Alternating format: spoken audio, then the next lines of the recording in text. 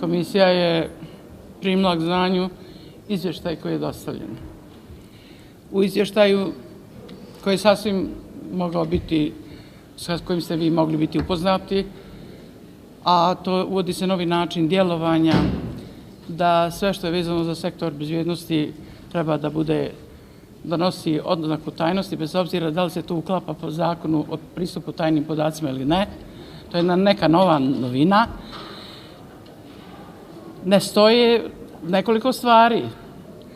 Prva stvar koja nije tačna, koju, evo, slušala sam ove govornike prethodne, MUP-u Republike Srpske je najavljeno da će biti privođenje 5 lica i pretres 3 lokacije. To znači da se uvijek do sada tako najavljivalo, ali nije rečeno da će njegov vlastiti prostor biti pretresen. Dakle, obično je MUP Republike Srpske asistirao kod takvih slučajeva, kad je to bilo nužno.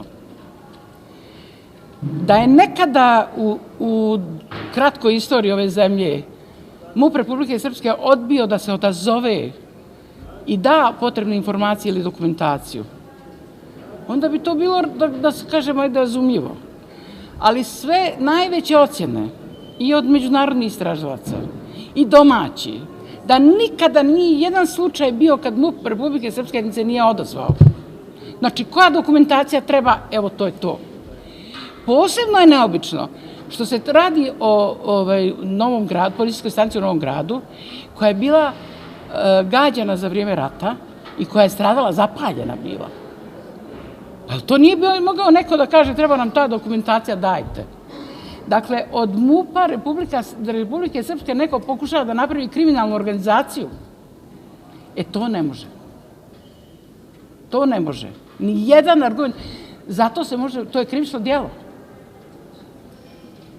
Dakle, niko ne spori, i kao što ni do sada nikad nije sporio, da se sva raspoloživa dokumentacija koja treba dati za one koji su počinili ratne zločine, da za procese koji se vodi protiv njih. Ali to ne može biti kaubojsko upadanje.